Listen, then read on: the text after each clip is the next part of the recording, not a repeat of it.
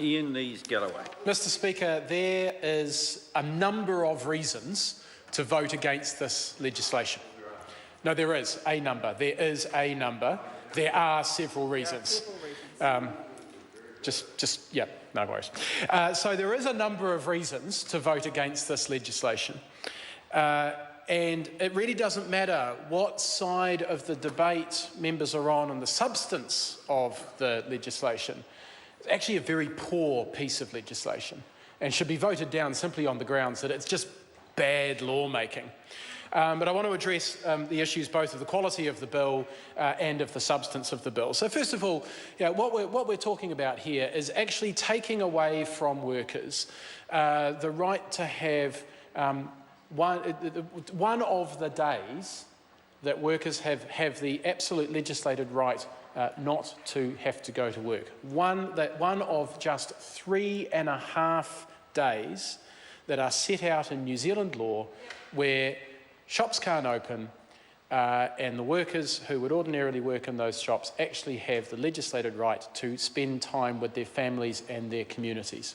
Now, it just so happens, because of the history of our nation and the way we have developed, that those days mostly are based around Christian festivals. So Good Friday, Easter Sunday, Christmas Day and Anzac morning. Personally, I'm not particularly wedded to the Christian festivals, although I know for a lot of members that is an important aspect of this. I'm not. What I'm interested in is the fact that we actually set aside some days, really not that many, but some days that are for families and communities. Some days where we just take a break from consumerism, where we just say, actually, on these few days, 3.5 days out of the year, we're going to put families and community first. Yeah. That's actually what the shop trading restrictions currently do. So that's in effect what this legislation is doing, is it's taking away one of those 3.5 days. And it's being done in the name, apparently, of tourism. Now, pardon me if I'm unconvinced by the argument that tourist operators desperately need to be able to operate on Easter Sunday, but it's okay if they remain closed on Good Friday, 2 days beforehand.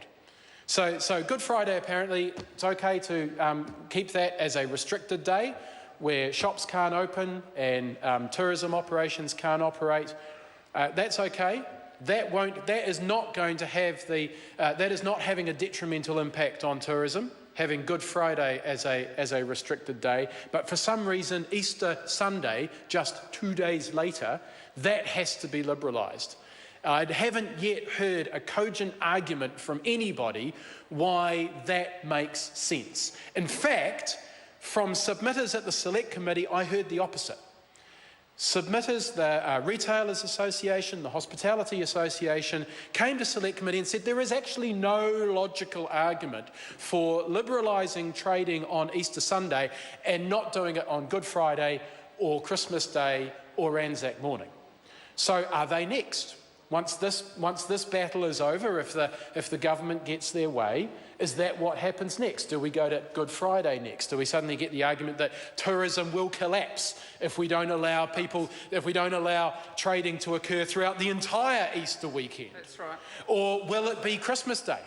That's right. Is that what comes next? And I'm not usually one who buys into the slippery slope argument. These were arguments that were made by the people who support this legislation, that there was actually no logical reason to pick out Easter Sunday. We should be doing the same on Good Friday, Christmas Day and Anzac morning as well. Right, so that is something that I think members need to think about.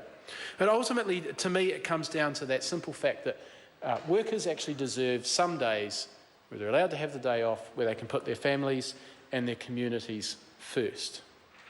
So that's sort of the substance of the argument. What about the bill itself? Well, the major failure with this legislation is that the Minister, Michael Woodhouse, got up in his first reading speech and told us that one of the problems with Easter trading currently is that there are different rules for different areas. So Queenstown and Wanaka have different rules. Rotorua has a different set of rules from somewhere else that's nearby that I can't recall. This doesn't solve that. This doesn't solve that issue. If anything, it makes it worse, because territorial authorities up and down the country will have different rules. From my part of the country, Palmerston North and Feilding, 15 minutes away from each other. People like to shop in both of those, usually on the same day. People come to Palmerston North for conferences and sports events. They often go out to Feilding as part of their experience. Two different territorial authorities, potentially two completely different sets of rules. So right there, one of the government's main arguments for proposing this legislation is completely undermined, because they said the whole idea of this legislation was to get rid of those inconsistencies between territorial authorities. All this legislation does is set up the opportunity for an even greater level of inconsistency across the country. Why has the government chosen that path?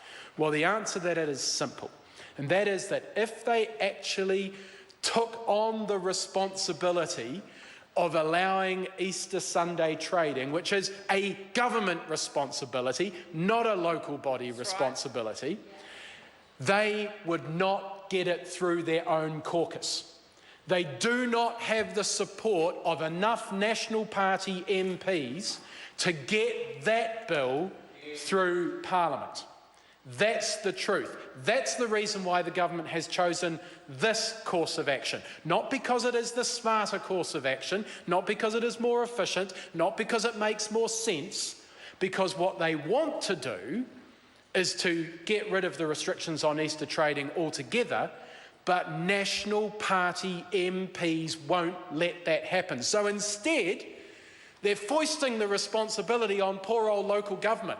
Local government that the National Party likes to berate for putting their rates up, saying that they're creating unnecessary costs for ratepayers, and yet this government, because it can't get something through its own caucus, is prepared to cause unnecessary cost for every single council in the country. This is a poor piece of legislation created because the minister couldn't convince his own caucus to support what he wanted to do. And frankly, if the minister hasn't got enough power of persuasion to do that, he shouldn't kick the can down the road to the poor old councils. So on that ground alone, Parliament should vote this bill down, regardless of where members sit on the argument of should we or should we not set aside Easter Sunday as a day for families and communities. This is a bad piece of legislation that dispatches a central government responsibility onto local government at a cost to every single one of those councils, a significant cost to every single one of those councils. And I know the government is going to bring an SOP proposing that we change the responsibility of the councils from a bylaw to a policy. The councils told us that won't make one iota of difference to their costs. Every single council who came and submitted at the Select Committee said, do not make this our responsibility. It is your responsibility, not the local government's responsibility. Do not make us carry the can on this one. Even those that support the concept said they did not want the responsibility, they did not want the cost. So the bill fails on that front as well. We know this has traditionally been a conscience vote. The National Party MPs have been effectively whipped into supporting this. I will be interested to know how some National MPs, if this legislation passes, I will be interested to know how some National MPs plan what position they plan to take if their councils actually seek to liberalise Easter Sunday trading. I will be very, very interested to know how some of those MPs will actually position themselves on that. But, sir, The message is simple. This is a bad piece of legislation. It creates unnecessary cost for councils, and it takes from workers their right to have a day that is set aside for their family and their communities. I urge members to vote it down. Very good. Brett Hudson. Mr. Speaker, I rise in support of the shop trading hours amendment.